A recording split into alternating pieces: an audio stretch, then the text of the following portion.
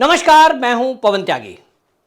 दिल्ली के Indira Gandhi international airport के terminal T1 पर छत गिरने से एक कैब ड्राइवर की मौत हो गई और 6 लोग गंभीर रूप से घायल हो गए। आनन फानन में ये जो कांग्रेस है और इनकी जो टूल किट है, उन्होंने बिना कुछ देरी किए सभी नेताओं ने, मल्लिकार्जुन खड़गे से शुरुआत हुई, फिर उसमें प्रियंका गांधी वाड्रा जुड़ी और फिर बाकी कांग्रेस के नेता उस पर मोदी को घेरने में लग गए। मीडिया और सोशल मीडिया पर बयानबाजी शुरू हो गई और यह कहा जाने लगा कि मोदी जी का विकास फेल हो गया। मोदी जी ने जिस टर्मिनल का उद्घाटन किया था अभी मार्च 2024 में, वो ही टर्मिनल की छत गिरने से एक गरीब कैब ड्राइवर की मौत हो गई। मोदी इसके लिए जिम्मेदार है। जबकि हकीकत क्या थी, थोड़ी ही देर में वो हकीकत खुल गई। जो एविएशन मिनिस्टर हैं, उन्होंने मौके पर जाकर जायजा लिया और उन्होंने मीडिया में ANI से बात करते हुए यह खुलासा कर दिया कि जिस टर्मिनल को मोदी का उद्घाटन करा हुआ मार्च के महीने में बताया जा रहा है, असल में ये वो है ही नहीं। ये T1 का उद्घाटन 2009 में हुआ और उस समय केंद्र में कांग्रेस की सरकार थी। उसी समय प्रफुल्ल पटेल एविएशन मिनिस्टर हुआ करते थे। उनकी मौजूदगी में सोनिया गांधी वहां थी, शीला दीक्षित दिल्ली की मुख्यमंत्री थी, वो भी उद्घाटन में मौजूद थी और यह उद्घाटन हुआ, यानी कांग्रेस के कार्यकाल का उद्घाटन हुआ। यह जो काम था जिसकी छत गिरी और जिसके लिए जिम्मेदार है GMR कंपनी। तो क्या GMR कंपनी से मिलीभगत करके उस समय कांग्रेस की सरकार ने कोई बड़ा घोटाला किया है जिसके कारण गुणवत्ता से समझौता किया गया?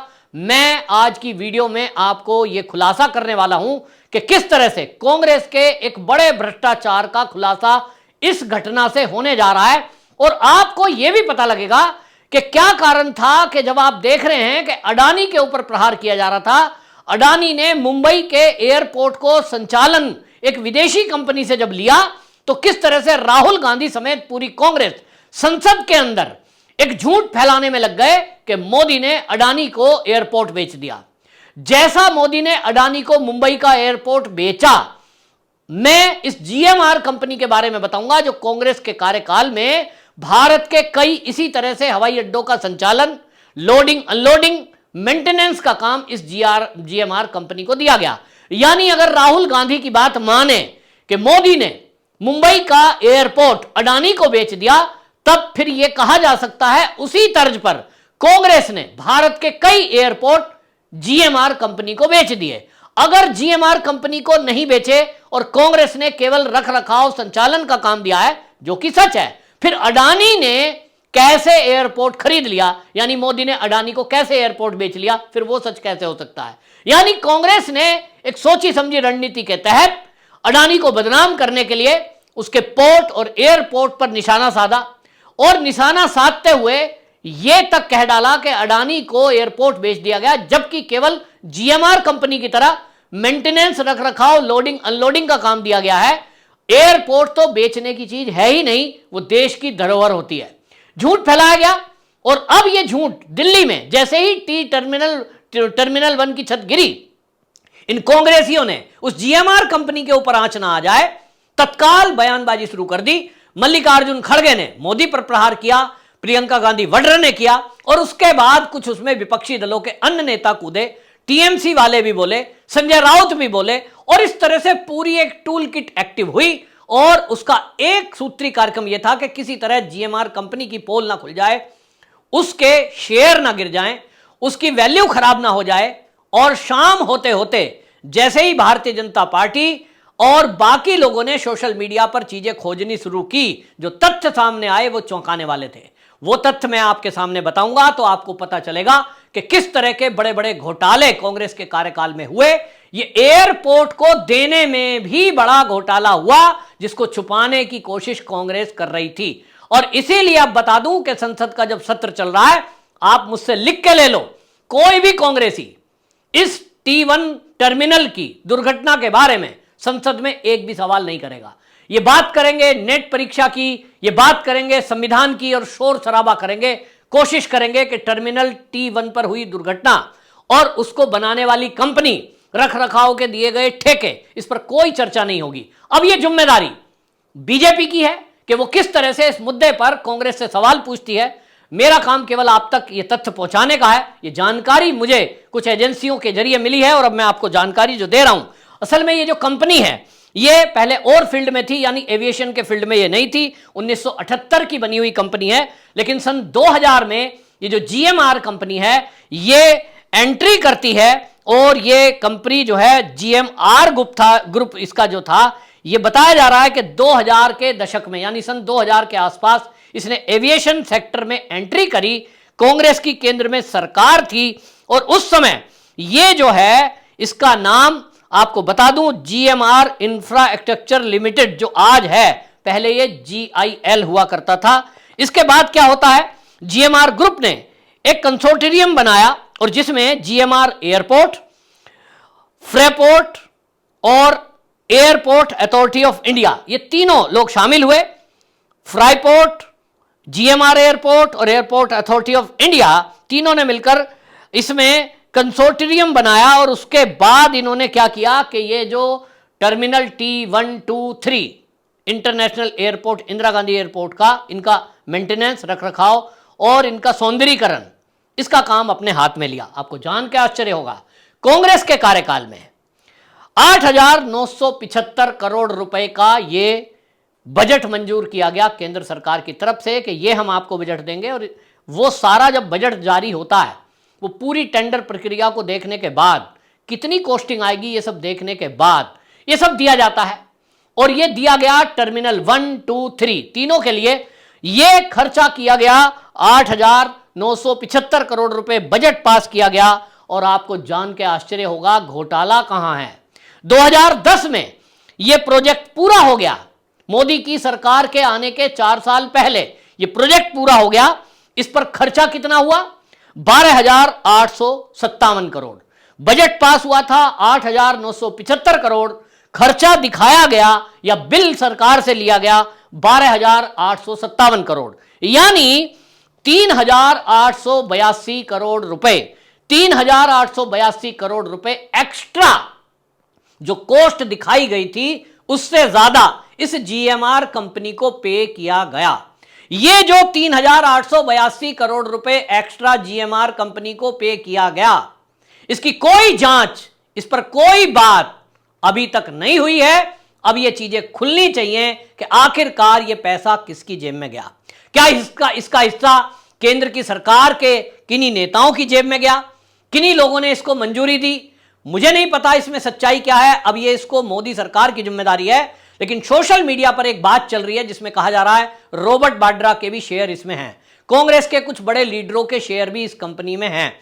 अब जो चीज मैं और खुलासा करने जा रहा हूं वो ये कि जिस तरह से राहुल गांधी लगातार अडानी को टारगेट कर रहे थे केवल एक मुंबई एयरपोर्ट को रखरखाव मेंटेनेंस के लिए, जब मोदी सरकार ने दिया, और वो दिया नहीं, वो उन्होंने टेंडर लिया है, बाकायदा इंटरनेशनल लेवल पर टेंडर जारी हुए। उस टेंडर में जो हाईएस्ट कॉस्ट होती है टेंडर उसके फेवर में जाता है, वो उनके फेवर में अडानी के गया। लेकिन अडानी को टारगेट करना था क्योंकि कहीं ना कहीं यह चाल चली जा रही थी कि जीएमआर को फायदा मिल सके।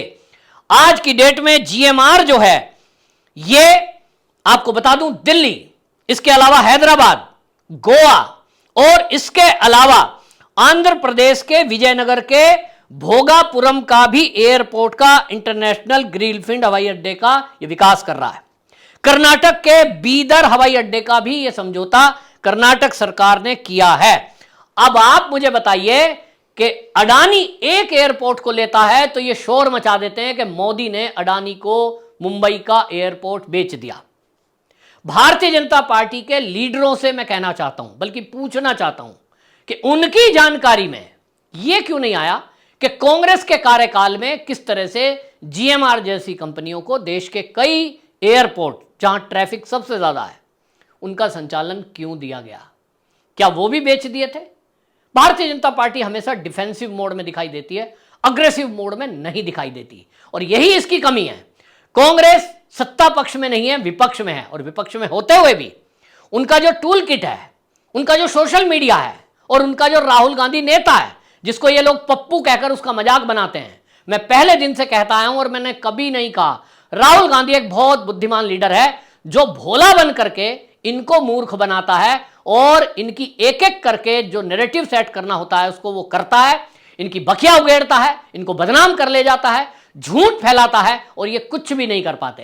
कोई कानून भारत की सरकार ने अभी तक ऐसा नहीं बनाया कि ये झूठ फैलाएं और इनके झूठ के ऊपर इन पर कार्रवाई हो। मोदी को बदनाम किया जा रहा है, देश में कम्युनिटी में आपस में दुष्प्रचार करके लड़ाई कराई जा रही है, लोगों को जातियों में बांटा जा रहा है, वैमनस्य फैलाया जा रहा है। और हालत यह है मोदी सरकार की कि जुलाई 1 में जो कानून लागू होंगे, मुझे नहीं पता कि उसमें किसी नेताओं का कुछ नुकसान हो पाएगा। कोई नेता झूठ फैलाने पर जेल पहुंचेगा, क्योंकि जिस तरह से कांग्रेसियों ने इस टी टर्मिनल पर झूठ फैलाया, जिस तरह से अयोध्या की छत टपक गई ये झूठ बोला, जिस तरह से अयोध्या के एक पुराने स्टेशन की दीवार गिरने को कहा गया कि देखो जी अयोध्या का जो रेलवे स्टेशन अभी नया नया बना उसकी दीवार गिर गई। यानी इनकी जब मर्जी आती है झूठ फैलाते हैं। लेकिन कांग्रेस के इस झूठ के सामने भारतीय जनता पार्टी ऐसी लाचार नजर आती है कि जैसे बहुत बेचारी छोटी सी पार्टी है, नेता इनके पास है नहीं, बुद्धि इनके पास है नहीं, प्रचार का पैसा इनके पास है नहीं, बेचारगी से में दिखाई देते हैं। और हम जैसे लोग सामने आकर जब तथ्यों की जानकारी रखते हैं, हम में से किसी के खिलाफ जब ये कांग्रेस की सरकार जिन राज्यों में है या कहीं पंजाब में या कहीं बंगाल में किसी पत्रकार के खिलाफ कोई एफआईआर हो जाती है, तब हम इधर उधर झांकते हैं कि कोई मदद करेगा क्या। ये इतना भी नहीं करते हैं कि कुछ इस तरह की मदद कर पाएं। हालांकि अब शुरुआत हुई है। अजीत भारती जी जिस तरह से एफआईआर हुई थी उनके ऊपर, उन्होंने खुद बताया कि भारतीय जनता पार्टी ने अब इस मामले में अग्रेसिव होकर भी काम शुरू किया है। तो जीएमआर ग्रुप ने एक कंसोर्टियम बनाया था, इसमें जीएमआर की हिस्सेदारी 64% है, एएआई कंपनी की ये 26% है और फ्रापोर्ट की जो हिस्सेदारी है वो 10% है। अब ये सब बना करके 2023 में इस कंपनी ने जो पैसे कमाए वो 4,254 करोड़ रुपए 2023 में कमाए। ये बाकायदा इनकी शीट में पड़ा है।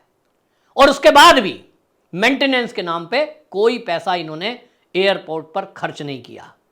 उस पर भी आपको बता दूं कि एक और चाल चली गई जो अभी तक चालू है, और वो ये कि ज्यादातर ट्रैफिक टर्मिनल T3 पर ट्रांसफर कर दिया गया। 1 और 2 को डेवलप नहीं किया गया, जबकि प्लानिंग में पहले से यह था, जो टेंडर दिया गया था कि T1, T2, T3 तीनों पर लोड कम किया जाएगा, डिवाइड किया जाएगा और इनका मेंटेनेंस रख रखाव सब इस कंपनी को करना है। लेकिन बड़ी चालाकी और होशियारी के साथ पूरा का पूरा ट्रैफिक T3 पर ट्रांसफर कर दिया गया, चाहे डोमेस्टिक फ्लाइट हो चाहे फिर इंटरनेशनल फ्लाइट हो। बहुत सारी फ्लाइट वहां से चलाई गई। इसको भी जांच करने की आवश्यकता है कि ये आखिरकार हुआ कैसे। और ये भी एक सवाल है कि ये जो सारे एयरपोर्टों का संचालन दिया गया, उसमें जो ये टेंडर देने में प्रक्रिया में जो घपला घोटाला हुआ है, इसमें आखिरकार किसके इशारे पे ये सब हुआ है। जब ये जांच होगी, दूध का दूध पानी का पानी होगा। निश्चित जानिए विपक्षी पार्टी और खासतौर पे कांग्रेस वो आंखें नहीं मिला पाएंगे। क्या ऐसा हो पाएगा, इसकी उम्मीद मुझे कम दिखाई दे रही है। लेकिन अब मोदी जी कह चुके हैं कि तीसरा टर्म उनका बड़े फैसले का होगा, तो निश्चित जानिए कि इसके गुनाहगारों को भी जेल की सलाखों के पीछे कराने का काम कंपनी के डायरेक्टरों के खिलाफ और जो इसमें अधिकारी हैं, जिन लोगों ने इसको क्लीन चिट दी है, टेंडर में प्रक्रिया में हेराफेरी हुई हो, उसकी जांच की जाए और उनको जेल की सलाखों के पीछे पहुंचाया जाए। आपकी क्या राय है, कमेंट बॉक्स में जरूर बताएं। वंदे मातरम।